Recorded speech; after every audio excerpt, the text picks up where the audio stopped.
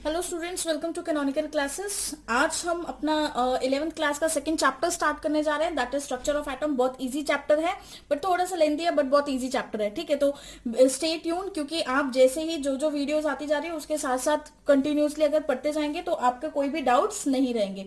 तो चलिए स्टार्ट करते हैं। Structure of atom, what is structure of atom. Atom के स्ट्रक्चर के बारे में डिस्कस करेंगे इस चैप्टर में डिटेल में। तो जो फर्स्ट साइंटिस्ट थे, पहले तो हम ये जान लेते कि वर्ड एटम कहां से आया है ना। वर्ड एटम कहां से आया? जो वर्ड एटम है, एटम, ये किस वर्ड से डिराइव हुआ है? एटोमियोज।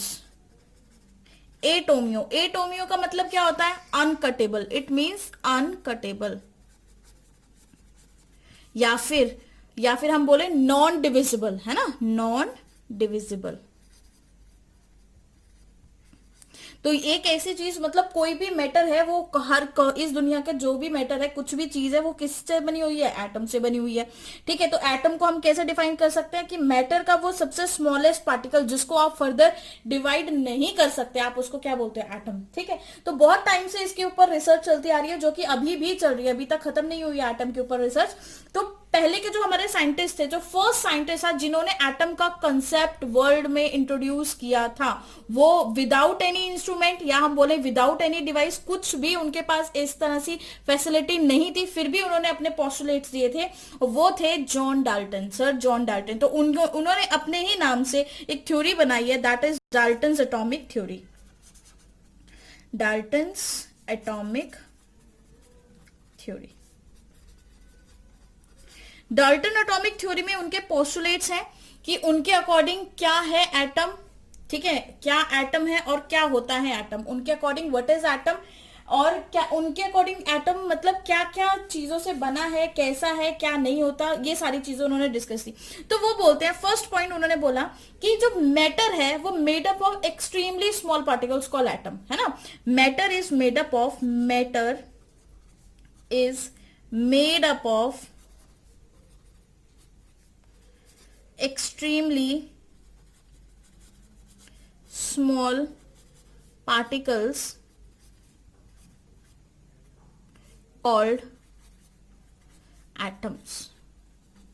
क्या बोलते हैं हम उनको? एटम्स। ठीक है, तो डाल्टन्स एटॉमिक थ्योरी क्या बोलती है कि मैटर जो है वो बहुत ही छोटे एक्सट्रीमली स्मॉल पार्टिकल से बना हुआ है, जिसको क्या बोला जाता है? एटम बोला जाता है। ये हम सभी जानते हैं। सेकंड पॉइंट उन्होंने क्या बोला कि atom of same elements are identical. Atom of same elements are identical. ठीक है, मतलब सपोज कोई मैंने एक आयरन का पीस लिया, तो उस आयरन के पीस के हर एक एटम एक जैसा ही तो होगा, क्योंकि वो आयरन का एटम है। ठीक है, आइडेंटिकल इन किस चीज में आइडेंटिकल होगा? इन ऑल रिस्पेक्ट। ठीक है, मतलब किसी भी मेटल का ले लो, सपोज मैं एक आयरन का ले रही हूं, एक कॉपर का ले रही हूं, कॉपर का एटम कॉपर से मैच करेगा, और आयरन के एटम की सारी प्रॉपर्टीज किसके जैसी होंगी? आयरन के जैसी होंगी। ठीक है, जैसे कि क्या क्या चीजें हम देख सकते हैं सेम होगी, उसका शेप बिल्कुल सेम होगा क्योंकि वो सेम एक ही फैमिली का है। ठीक है, साइज भी बिल्कुल वैसा ही होगा क्योंकि सभी एटम का साइज वैसा ही है। उसके बाद हम बोले तो मास भी उतना ही होगा, है ना। एंड ऑल्सो प्रॉपर्टीज भी। कहने का मतलब है, अगर एटम का आयरन का एक ब्लॉक लेते हो तो उसका एक एटम अगर मेटल का एटम है तो दूसरा एटम भी उसके मेटल का ही एटम होगा। ठीक है, थर्ड जो चीज उन्होंने डिस्कस करी, उन्होंने बोला कि atom of different elements are different, है ना। Atoms of different elements are different. Atoms of different elements are different. Different elements के एटम डिफरेंट होते हैं इन ऑल रिस्पेक्ट। सभी रिस्पेक्ट के अंदर डिफरेंट एलिमेंट्स के एटम डिफरेंट होंगे, and also have different physical and chemical properties, and also have different physical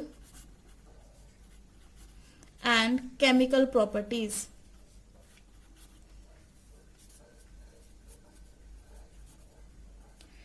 physical and chemical properties भी ऐसे एटम्स की क्या रहती है? आपकी डिफरेंट रहती हैं। ठीक है, तो अब क्योंकि फिजिकल एंड केमिकल प्रॉपर्टीज क्यों डिफरेंट होगी, देखिए अगर सपोज करिए कि मेरे पास ये ब्लॉक है और ये ब्लॉक मैंने लिया है आयरन का, ठीक है। वहीं पर मैं दूसरे कलर से शो करती हूँ आपको, ब्लू कलर ले लेते हैं। तो यहां पर एक ब्लॉक मैंने ले लिया है कॉपर का, सपोज करिए ये कॉपर का ब्लॉक है। तो इसका हर एक एटम, जो भी एटम से ये मिलके बना हुआ है, सपोज मैं इतना बड़ा बड़ा करके दिखा रही हूँ आपको, सो दैट कि आपको क्लियरली विजिबल हो, ठीक है। एटम तो इतने छोटा सा विजिबल नहीं होगा, बट आप यहां से समझ लीजिए, ठीक है। तो हर एक एटम जो है कॉपर का, और यहां पर मान लीजिए कि ये जो है इसका जो एटम है वो इतने बड़े हैं, और ये किसके हैं, आयरन के, ठीक है।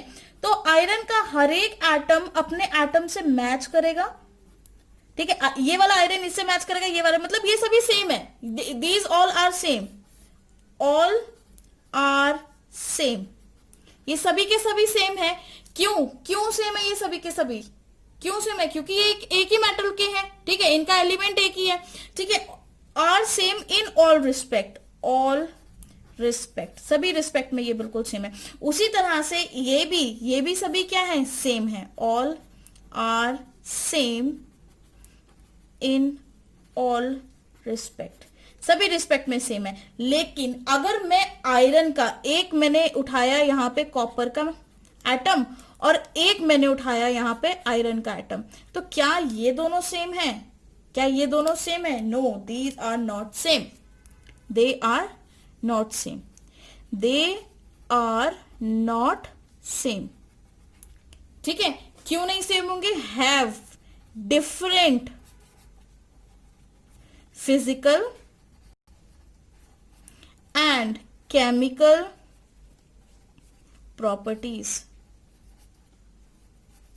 इनकी डिफरेंट फिजिकल और केमिकल प्रॉपर्टीज होंगी, ठीक है। क्योंकि कॉपर का जो एटम होगा वो कॉपर की प्रॉपर्टीज को मैच करेगा, आयरन का जो एटम होगा वो आयरन की प्रॉपर्टीज को मैच करेगा, ठीक है। आयरन आयरन के कंपैरिजन में बिल्कुल सेम है, और कॉपर कॉपर से मिला दिया जाए तो बिल्कुल सेम है। लेकिन जब आप दो अलग एलिमेंट के एटम्स ले लेते हो तो वो कभी भी सेम नहीं हो सकते, ना शेप में, ना साइज में, ना मास में, ना किसी भी रिस्पेक्ट में। नेक्स्ट फोर्थ पोस्टुलेट उन्होंने डिस्कस किया, दैट वाज, उनके अकॉर्डिंग जो फोर्थ पोस्टुलेट था वो ये था कि atom of same and different elements, atoms of same and different elements, same और डिफरेंट एलिमेंट्स के जो भी एटम्स होते हैं, ठीक है, जो भी एटम्स होंगे या एलिमेंट होंगे, कंबाइन करेंगे टू फॉर्म, क्या बनाने के लिए कंबाइन करेंगे, to form compound atom, to form compound atom. अब यहां पे जो ये वर्ड है कंपाउंड एटम, ये बहुत इंपॉर्टेंट है। उस टाइम पर मॉलिक्यूल वर्ड इंट्रोड्यूस नहीं किया गया था, तो उस टाइम पर उसको क्या बोला जाता था, कंपाउंड एटम। ये नीट का और जेई का क्वेश्चन भी रह चुका है, ठीक है। मॉलिक्यूल तो बहुत टाइम के बाद इंट्रोड्यूस हुआ, बहुत बाद में बोला गया मॉलिक्यूल उसको, लेकिन इनिशियल कंडीशंस में हम इसको क्या बोलते थे, कंपाउंड एटम बोलते थे।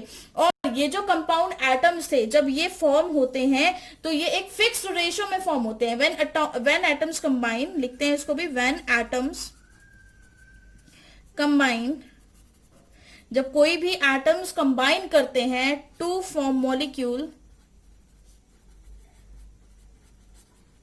ठीक है, they do so in simple whole number ratio, in simple whole number ratio. For example, अगर हाइड्रोजन है, H2 है, उसी में अगर आपने O2, इन दोनों को कंबाइन करना है और इन दोनों के कॉम्बिनेशन से आपको क्या बनाना है, वाटर बनाना है इन दोनों के कॉम्बिनेशन से, तो इन दोनों के कॉम्बिनेशन से जो वाटर बनेगा वो ऐसा ही बनेगा जिसकी रेशियो क्या आएगी, 2:1। मतलब वाटर बनाने के लिए हमें 2 हाइड्रोजन चाहिए होंगे और 1 ऑक्सीजन चाहिए होगा, ठीक है। 2 से ज्यादा हाइड्रोजन या 2 से ज्यादा ऑक्सीजन, 1 से ज्यादा ऑक्सीजन कभी भी वाटर फॉर्म नहीं करेंगे। इसीलिए बोलते हैं जब एटम कंबाइन करते हैं टू फॉर्म मॉलिक्यूल या कंपाउंड एटम, यहां पे मैंने वर्ड मॉलिक्यूल लिख दिया बट आप समझ जाना ये कंपाउंड एटम ही है, they do so in simple whole number ratio, ठीक है। Next, last and most important point, atom can neither be created nor be destroyed, जो कि अभी तक हम कहते हैं। लेकिन कुछ ऐसी रिएक्शंस, कुछ रिएक्शन मतलब न्यूक्लियर रिएक्शन में ऐसा पॉसिबल है, क्योंकि एटम उस केस में एनर्जी में चेंज हो जाता है। ठीक है, अब आप बोलोगे कि मैम इन रिएक्शंस में भी तो एनर्जी रिलीज होती है, यहां पर भी फर्क पड़ता है, लेकिन यहां पर जो एटम में जो चेंज आता है वो इनविजिबल होता है, वो उसको आप डिटेक्ट नहीं कर पाते हो। ठीक है, लेकिन जो न्यूक्लियर रिएक्शंस के अंदर, जो रेडियो एक्टिव रिएक्शंस के अंदर जो आपके पास आता है, रेडियो एक्टिविटी की वजह से जो आता है वो बहुत ज्यादा एनर्जी में चेंज होता है। ठीक है, तो atom can neither be created nor be destroyed. ना एटम को आप क्रिएट कर सकते हो, ना आप उसको डिस्ट्रॉय कर सकते हो। ठीक है, उसी के साथ अब हम डिस्कस कर लेते हैं लिमिटेशंस, कुछ एक दो लिमिटेशंस भी इनकी डिस्कस कर लेते हैं। What are the limitations? Limitations क्या थी डाल्टन्स एटॉमिक थ्योरी की? सबसे फर्स्ट लिमिटेशन तो हम बोल दें कि उन्होंने क्या किया, उन्होंने he could not explain existence of isotopes. He could not explain existence of isotopes। Isotopes के एग्जिस्टेंस के बारे में उन्होंने कुछ एक्सप्लेनेशन नहीं दी। ठीक है, तो इसलिए ये थ्योरी फेल हो गई। Second, it could not explain Gay Lussac's law. उन्होंने गे-लुसेक्स लॉ को भी एक्सप्लेन नहीं कर पाए। It could not explain Gay Lussac's law. क्यों नहीं कर पाए थे वो Gay Lussac's law? Because it was based on volume. Gay Lussac's law हमेशा गैसेस के लिए लगता है और गैसेस को हम वॉल्यूम में कंसीडर करते हैं। ठीक है, तो जो ये थे डाल्टन्स थे, इन्होंने लॉ को कैसे एक्सप्लेन किया था? इनके अकॉर्डिंग इन्होंने क्या किया था, इन्होंने लॉ को इस बेसिस पे एक्सप्लेन किया था on the basis of law of conservation of, मतलब इनका जो लॉ था वो law of conservation of mass के ऊपर बेस था, तो इसीलिए वो वॉल्यूम को एक्सप्लेन नहीं कर पाए। थर्ड, उनकी जो लिमिटेशन हम बोले, it fail to explain why atom of different elements are different. ये इस चीज में भी फेल हो गए थे। It fail to explain why atoms of different elements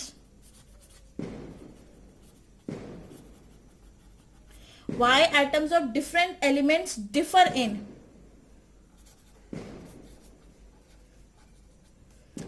in mass, size and valency।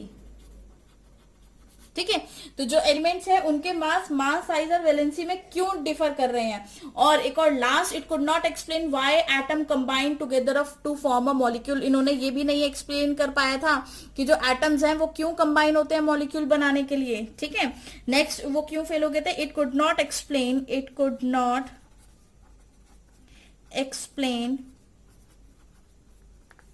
Why atoms combine together, कि क्यों एटम्स जो हैं वो एक दूसरे के साथ जुड़ते हैं टू फॉर्म मॉलिक्यूल्स।